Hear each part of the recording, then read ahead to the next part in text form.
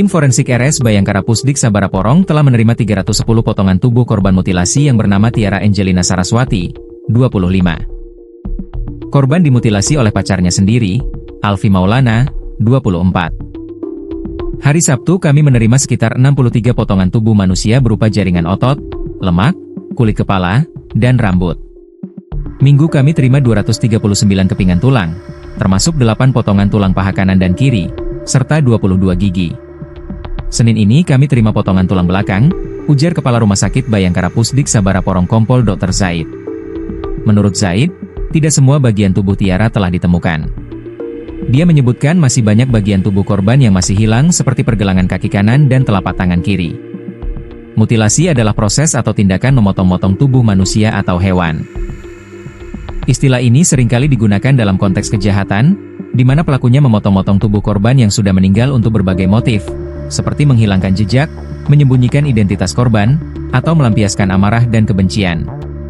Polisi syok saat menemukan 2 kantong berisi kepala korban mutilasi.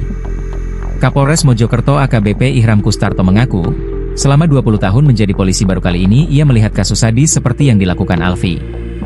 20 tahun saya jadi polisi baru kali saya lihat serpihan potongan tubuh manusia, ungkap AKBP Ihram Kustarto dalam konferensi pers di Polres Mojokerto, dikutip Tribun Jatim, Selasa, 9 September 2025. Peristiwa pembunuhan itu terjadi di dalam kos keduanya yang terletak di Lidah Wetan, Surabaya, Jawa Timur, Minggu, 31 Agustus 2025. Alfi mutilasi tubuh kekasihnya menjadi ratusan bagian dan sebagian dibuang tersebar di berbagai tempat.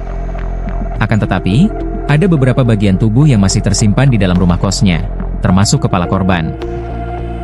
Saat proses penemuan potongan kepala korban di kamar kos Alfi, polisi sampai beristighfar. Di TKP, tempat kejadian perkara, kami menemukan potongan bagian kepala yang diletakkan di belakang lemari yang hendak dimusnahkan, kata Ihram.